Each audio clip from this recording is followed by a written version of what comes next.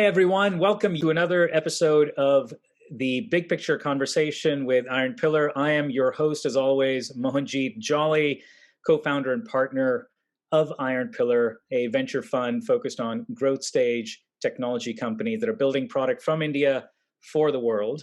And today it is my absolute honor and pleasure to welcome a dear friend, a prolific technologist, an entrepreneur, and just a gem of a human being and a dear friend, Vijay Sundaram, who is the Chief Strategy Officer currently of Zoho, a company that many of you are probably quite familiar with. But with that, welcome to the show, Vijay. Thank you, Mohanjit. Lovely to be on the show with you.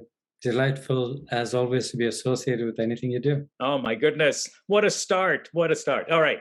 So with that, thank you, by the way. Thank you for that. Let us just dive right in. I mean, I'll start as I do every podcast, which is, take us through your journey, which has been so rich and so prolific, and especially focusing on maybe the transitions from one to the next. What caused that? And lessons learned along the way. So with that, just start wherever you like and take us through, your life. So before I bore people with my background, I'll try and make it contextual to what they can take from it that works for them. Sure. So like many of us, especially brought up in the Indian subcontinent, technical background. So I had an engineering degree, like Mohanjit, in aerospace, and moved on to computer science and other things. So started in technology as building products for a company that then got acquired by Hewlett Packard, and then pivoted a little bit, got a business degree and moved on to the business side of the fence, but still with a strong technological underpinnings, which is fundamentally what you need in this business. You can't just bring in an MBA and try and run a tech business. The most successful tech people are people who are really deep in the technology, and that starts from the CEO. So that's one definite lesson I learned. I did some work with large companies, very large companies in strategic consulting, a lot in financial services and some more in consumer products, and then decided to become an entrepreneur more than 20 years ago, and started a company. And in the late 90s, in the supply chain space. So it was putting supply chain technology, mostly supply chain execution, as opposed to the planning side of it, on the cloud. And at that time, of course, the term cloud didn't exist. Whether you could put something successfully on the cloud was greatly in doubt. And so we started the company. It did well. I was there for a good number of years, one of three founders, built that company out. Years later, the company got sold to Infor, which is one of the larger technology companies for those of you who are not familiar. And then I did a few other things. I was in India for 3 years, looking at some interesting technologies, and Mohanjit and I crossed paths there too, and worked in the area of renewable energy and some other unrelated technologies to traditional software. And when I moved back to the US, I pretty much moved in with Zoho. I also spent a time with another large, well-known Indian company called Pramathi, and learned a lot from them. And both these companies provide good examples for Indian companies to learn from. And so that's been my journey. Amazing. And so, look, our thesis, one of our core theses, if you will, is invest in technology companies that are building from India for global markets, right? So leverage the intellectual horsepower that exists in India, but serve global markets, Fortune 500, Fortune 1000, Global 1000 customers. So that means that you have to have, obviously, a world-class product. Mm-hmm. So I would say that Zoho probably is the trailblazer in that particular realm. So I wanted to sort of really, dive a little bit deeper in terms of what makes Zoho so successful. Maybe starting with a little bit about the founder himself, and then diving deeper into some of the cultural aspects of the company, which is something that I've been very, very curious about. So I've been looking forward to this interaction. So if you would, peel the onion, and maybe that was part of the attraction that you had to the company to begin with. What is it about Zoho that makes it so compelling at so many levels. Lots of topics, and I'll try and take them in pieces. A good way to look at this is look at this through a span of history. So if you're looking at Zoho now in its 25th year, and you see types of things that you see the company in the sense that it is a very large company, hugely successful, and so on. If you look back at the same institution in its first 5 years, you would have seen something entirely different, and perhaps even more vulnerable than some of the companies today that are younger than that. And so that's the place to look at when you look at this lesson. So I know the founders of Zoho for more than 25 years, even before they started Zoho. So I do have an idea of how they think and what they wanted to do. So two of them that I'm closest to had that very clear mindset that they wanted to build capabilities in India.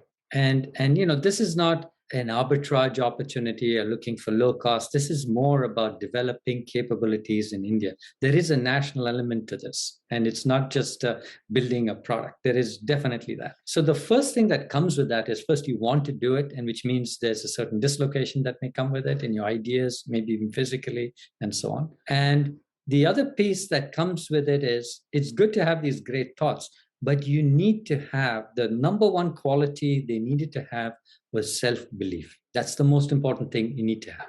The self-belief that you can do it. Keep in mind, this is 25 years ago. India is in a very different space. The whole cloud isn't even there. Salesforce and Google were just launched. So that's the period we're talking about. So you need a very strong sense of self-belief in that world, in that era, to think that you can do it.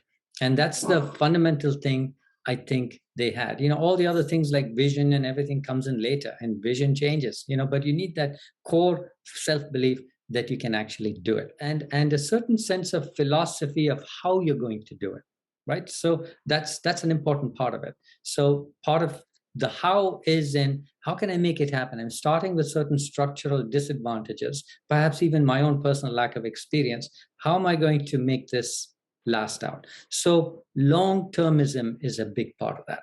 To be able to think for, okay, maybe the things I do for the next 4 years or 5 years might be a washout, but I'm going to build on that. I'm going to figure out how to still stay alive. And maybe even the next avatar will do a little better. And the 2.0 or something will do better. Maybe I'll pivot, but I basically create the room, the wherewithal in money, experience, and talent to actually be able to hit that second wave. So that's another way you think about it. And this relates also to the way I was as an entrepreneur. Even when we went down with the supply chain, we were always taking a side bet. And I was usually the side bet guy, who was also placing another side bet on something else because you don't know, so you can move that also along just in case the main thing doesn't come off. It's not completely unrelated to the core business. It's a bit of a tangent. Maybe it uses some of the assets and capabilities you built here, but takes it into a different industry, as an example. So you make a side bet and you see if that plays out. If it doesn't play out, it's okay. It's not expensive. It's a small set of people. If you need to pull that, you've got it ready. You've got it primed. You've talked to people. You've started leveraging assets. You can turn more quickly on that proverbial dime than the next guy can, right? So I think that was, Zoho had that. So they started first in the telecom business. And when that business went south in the early 2000s, when the market, when we had the down, all the sort of optical networking companies went bust in one flat move, and 90+% of Zoho's business was flattened in that one bust. So basically, you had to figure out what to do. But now you had built that core, that asset, people who had that long-termism, people who knew how to build technology. And so the company pivoted and moved in the area of IT solutions for IT professionals. So things which is still part of our business today, and under a brand called Manage Engine. So people may not have heard of that, but that is another part of Zoho's business, almost a division run on its own. That was successful. It started generating a lot of cash flow, and the company didn't sit on that. And this is a lot of credit to Sridhar in saying that, okay, this is a good business, it's a cash flow business. Most companies would say, I'm going to milk it, which we did grow it. But then what else am I going to do? Is this my last act? That's the long-termism, right? There is never a last act. You're going to keep building some other things. So the idea was, okay, the cloud is coming out and is already in place. We're talking mid 2000s now, 2007, 2006. So the company got into the cloud and started building cloud software. So the first technology in the cloud was actually a word processor, and extremely rudimentary, but it was on the cloud. And when Zoho built it, within 6 months, Google announced Google Docs. And so the company realized, oh my God, we're not going to be able to compete with them. They're going to suck all the oxygen in the room. So pivot again. What are we going to do? What kind of know-how do we have from here? So the thinking, so small group got sent out to go and explore the side bet, got sent out to go and explore business technology. Why? Because they felt Google is unlikely to do that. So let's go into an area of business apps and do that. So they went into CRM. And it's our flagship product today. So that's how the CRM team started. By the way, long-termism goes both ways. We still have that spreadsheet. We still have that word processor. We still have an Office suite. But and it's been able to be competitive and in sustenance. And today it's in the top 5 or 6 products. But it's there because the side bet was taken that rode that wave and became successful. And then you could now all of a sudden support these other products too and open up even more new products. So you had now created another cloud business, and you earlier had the other on-premise business. Now you had 2 things that could basically withstand if the cloud doesn't take off. You've got this, if the cloud takes off slower, then you've got this business to fall back on. So you could basically play with your cash flow. So that's a lot of how the company evolved. Interesting. And well, I mean, there's so many things that are going through my mind. I mean, first of all, the fact that the company has been around for 25 years, right? So this is pre-Y2K. And when you said, Google had just launched and Salesforce and so on, I mean, that's just the longevity is very rare, right? To have a company. I mean, I don't remember exactly what the what the cliff or what the drop off looks like, but it's a fairly quick drop off in terms of companies that have withstood the test of time, and maybe 10 years as a benchmark, 15, 20 years, and beyond that, it's relatively few that remain as standalone entities. So the question, and the other very interesting bit about Zoho to me is, it has not raised, correct me if I'm wrong, it has not raised any outside capital. So it's grown purely organically into the large, sort of behemoth that it is in a positive way. I don't mean it in a negative way, but it's a large enterprise. And so I guess the question really related to both those comments is, was that something that Sridhar knew that he and his co-founders were going to do when they first set up Zoho, or was it the traction and maybe the capital efficiency or the cash flow generation aspect that suddenly led to the light bulb going off, saying, I don't need someone else on the cap table. I can control, or we can control it, and we can take the company in the direction we choose without any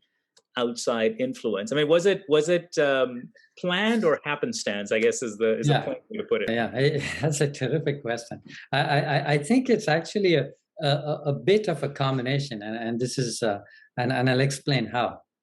Again, it depends on that window you're looking at, a point in history you're looking at it. You can look at it now and back justify anything, right? So you have to put yourself in that place and see where you were when you made that decision. I'm sure that when they started, they were young people who never started a company before. So they would absolutely have looked at that model and said that this is something they want to do. It's possible, and I think this might even be true, that they didn't get too much traction in that model. I've been in that path too, that when you initially don't get traction, you decide, I've resigned my job already, and I'm going to have to make this thing work. So I'm going to do something. And you go down that path. It's also possible, I do remember that in the case of Zoho, there was a case when one of the first terms that they got was highly unfavorable.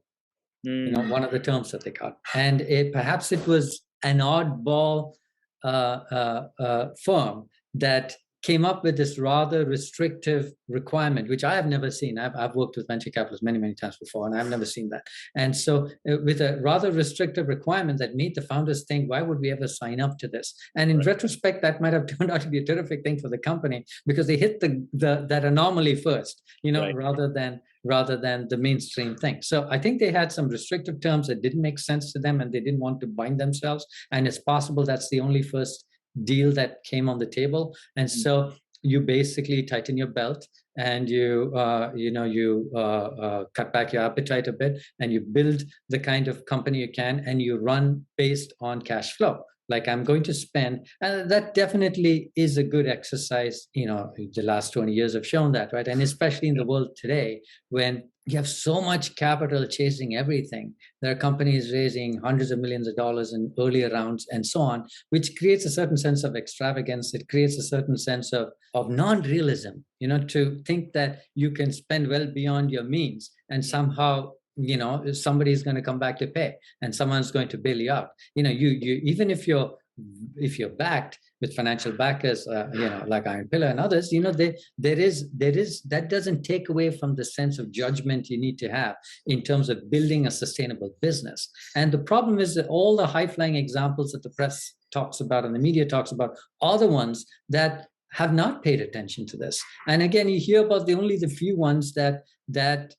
are extremely successful in some sense. I would pick an example of Uber. Everywhere in the world, it's a phenomenal success in the sense of a brand. You go to any country, they know about it. They've never made a profit. I don't know that they ever will, at the pace that they're going. They've blown billions and billions of dollars. So if you came from Mars, would you consider them successful or not? It would be hard to tell. So I think part of the thing, coming back to the Zoho story, it was trying to build into that mold in which you can sustain. Long-termism, sustainability goes with long-termism, right? So can we stay alive? Stay alive. That's the song, I guess. That should have been the company's kind of mantra.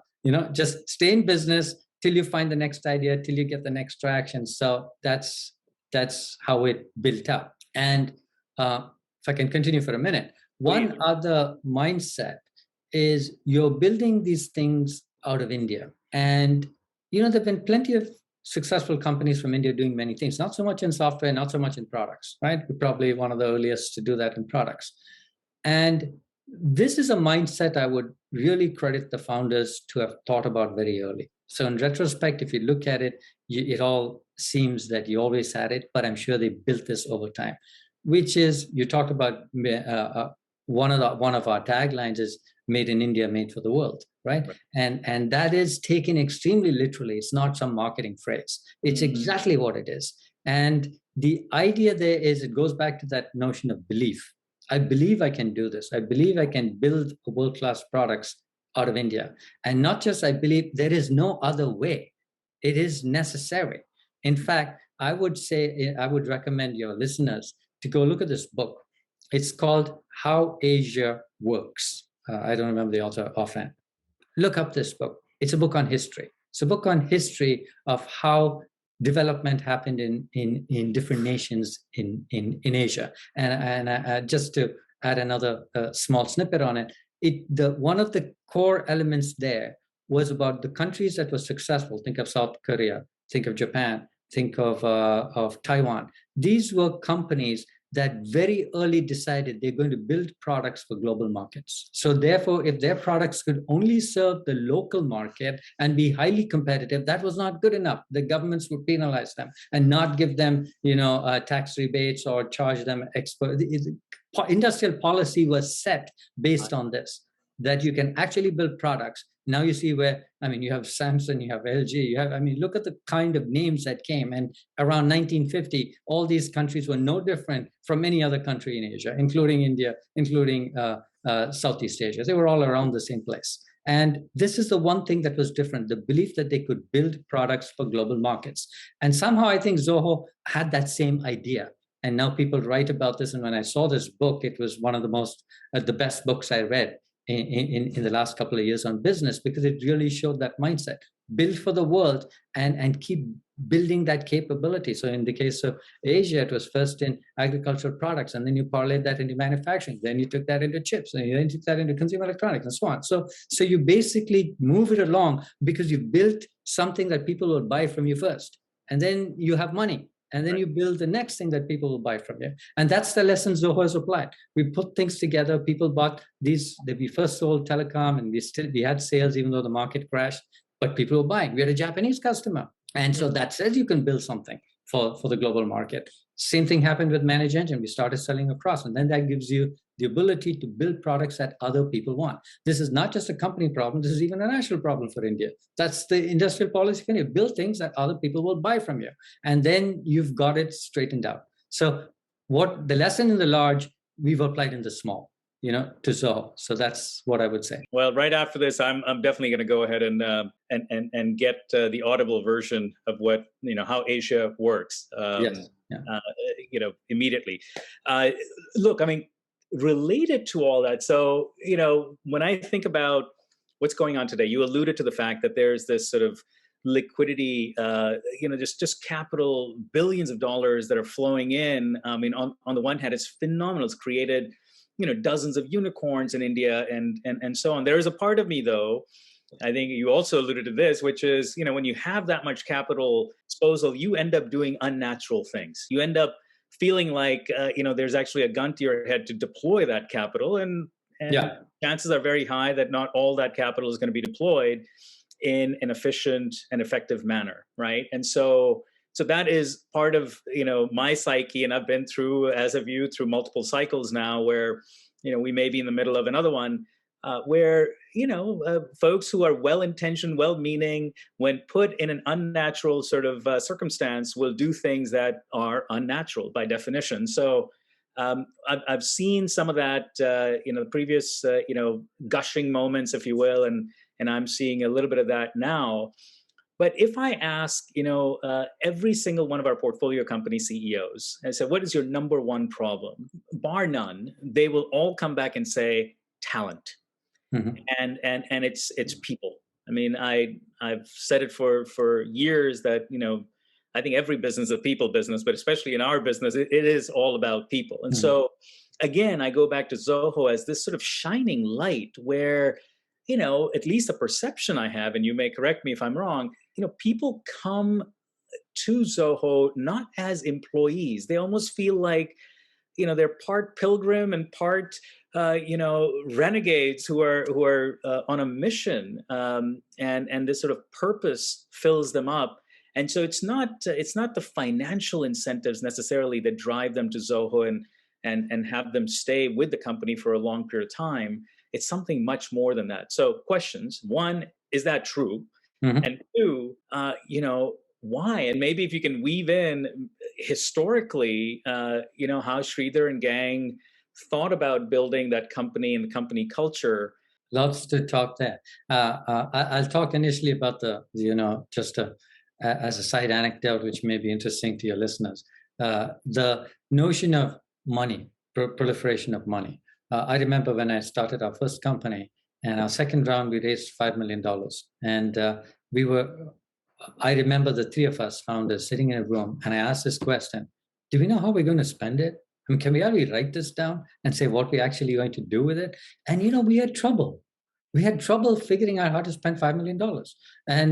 And so that told us something. We got the money, but, that shows you how backwards that model is, right? So we hadn't even put that exercise in to see what we were going to do. I'm sure we could find ways to use it, but the mindset is, do we really need that? Do you raise it because you can get it or because the other guy got it, right? So that's what's happening in the market today.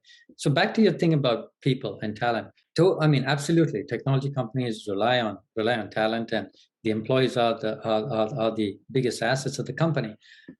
I think in Zoho's case, there are several things that come together to drive that notion of talent, and it's even the notion of how you look at talent.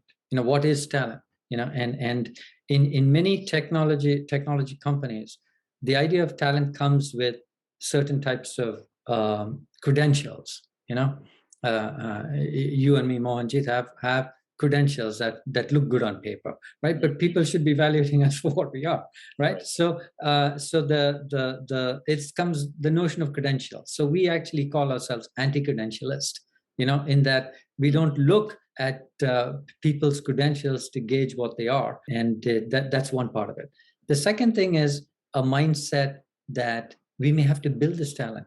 So the mindset of a lot of companies is, I'll buy it with the highest bid, which goes back to the notion of that free money, right? When you get a lot of this money, all the wages go up, and everybody's playing the same game. The same 20 companies are trying to do the same thing, and wages go up, and mediocre people are making this kind of money and doing jack. So that's part of that whole thing too. So I think the idea is we're going to build this talent, but we're going to build this.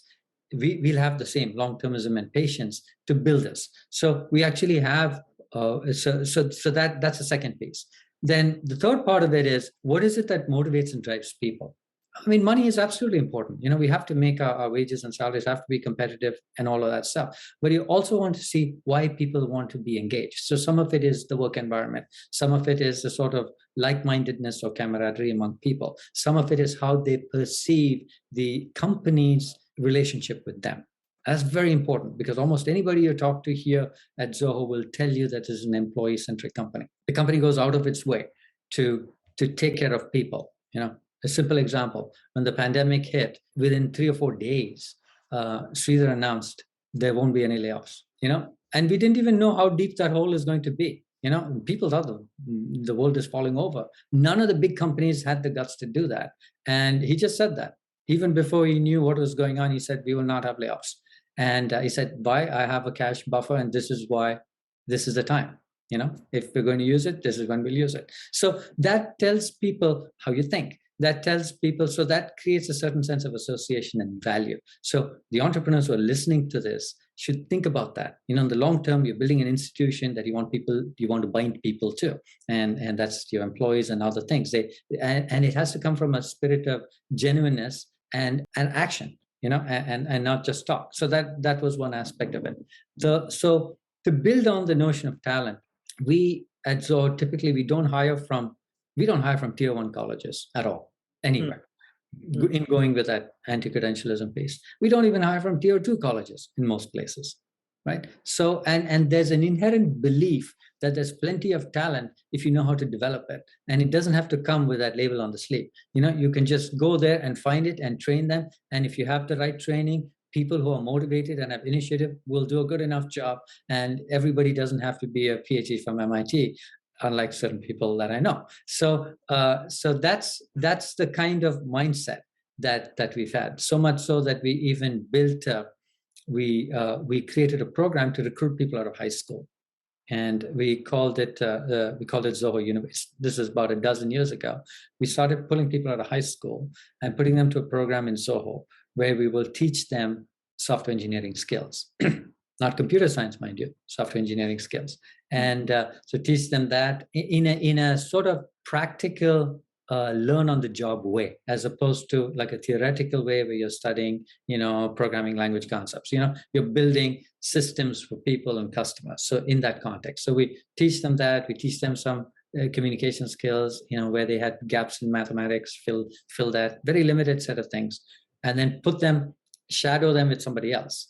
In the company. It could be a support person, it could be a pre-sales person, it could be an engineering person, whatever. Shadow them with somebody else in a sort of a, much like the German apprenticeship type program, and put them alongside that. And now 2-3 years later, this kid is from high school and is barely now 22 years old, or even maybe 20 years old, because we got them from high school at maybe 17, and they are able to build stuff. And in 4 or 5 years, they are producing as well as anybody else. And we would back that up with internal rules. If a person gets so many years, they will start to get paid at the same level. So there is no caste system built into the company. So it doesn't matter if you came from here or there. If you hit this level, your pay is going to be equalized. And so it allows people. So those people now many of them come from poorer families, right? Because which kid in high school, only the parents of people who don't have options are going to send them to a place like Zoho 12 years ago, rather than put them into college, right? Or send them into some tuition class. So I think that's exactly what happened. And today we have over 1,000 such people, and all of them automatically get jobs at Zoho. Many of them stay, and many of them, I've met some of them. I've met some of them who are extremely good because they've spent 12 years studying a problem, and it could be spreadsheet on the cloud, and which is a very complicated problem. And this person studied it for 12 years and doesn't even have a college degree. So, it's that mindset to people. You have to build it. And the mindset here in the Valley, in Silicon Valley and other places is, I'll just go hit up the other company and take the pay up by 40%. And that's my notion of building talent. And here it's, you create a way to build it, and you create the incentives that hopefully you don't lose too many. You will lose people. And in this world, you're going to lose people. We have people who have made offers who actively target Zoho, for hiring, because they simply know that, they've learned the skills here, and we are a target. They come and they'll put offers on the table that are 70% higher or 50% higher and put pressure on us. So you're going to lose people.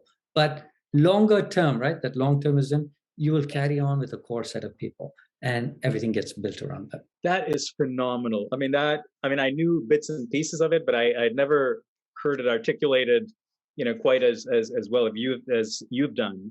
I'm just wondering, has that model been taken global by any chance? Obviously, Zoho now has presence in, I'm assuming, many, many countries. I'm just wondering, is that sort of high school to Zoho University model, is that something that has been tried in other places, or is it India specific at this point? We started this in India. We haven't put this in place in other countries. We've talked about it. And when we are ready, the next large operation we have is in the US. But we've taken some other ideas that we did in India. Another thing that we've been doing lately is building rural offices. Again, many of these things fit together. The idea is, again, you go and hire in the big cities, you're going to go after that tier one talent. You're competing with the same sort of people, all the wage escalation, very extremely high standards of living, pollution, traffic, 2.5 hours in commute. You know that, I know that. So we've been through all of that. So avoid that whole thing and move out of the cities into tier 2 cities. And we've even done this in rural areas. So in fact, since the pandemic, we've been doing this before the pandemic, but since the pandemic, we've opened 20 offices in India. And some of them are 20 people, 20 seats to 100 seats, in lots of small towns, sometimes even villages. That strategy we're trying out in the US now. So we're going into smaller towns and we're picking up people. Because, again, remember, all these things have to fit together in a coherent way. You believe there are good people anywhere. You believe you can train them and build them. You believe you should, people are more happier when, you bring somebody to the Bay Area, you pay them a lot of money and they still can't afford a house until they're 40 years old. And here we can actually pay them a decent salary, less than Bay Area, but they can buy a house before they're 30 and they're in a smaller town. And if you put all these beliefs together, that's a coherence, and that creates a strategy that makes sense. So that's the path we're going on. Amazing. Is that, I don't know how much time, let's say, you and the executive team spend explicitly on this notion of culture, but it just seems like if one were to study the history of the company, one were to study this, these concepts that you've articulated today, that is culture. That is value that that Zoho has built. And my goodness, the loyalty effect, if you will, it was a famous book by that name years ago. But if you're truly positively affecting thousands upon thousands of people who come from maybe not the lowest strata of society, but pretty darn close to it. No amount, I would go as far as saying that for most of them, no amount of capital is going to make them, churn, right? Because Zoho was the foundational piece in terms of changing their lives, and not just their lives. It's in India especially, there's sort of a 10-to-1 ratio, right? So you may impact one, exactly, but it actually has an order of magnitude impact around each one of those nodes. So I think that itself defines culture. But let me ask the explicit question nonetheless, which is, is there sort of, during Zoho University or during the initiation, is there sort of a cultural class that's given? Are there explicit, these are the 5 things that Zoho stands for, or is it more implicit? To your earlier point of when you bring in people, the notion of loyalty because you've made them, right? That definitely exists, and people feel that, and some people will get attracted and move on, and we don't hold it against them. That's life, right? Sure. We're not holding, nobody signs a bond to come and do this. Right. The idea is, if it works, it should work on its own feet without some sort of external binding, right? So, and by and large, it works. People coming through those ranks are very, very loyal because they also get paid very well. They have a very good life, and like you exactly said, it's at 1:10. Many of them come from backgrounds in the second year, they're making more money than their dad ever made.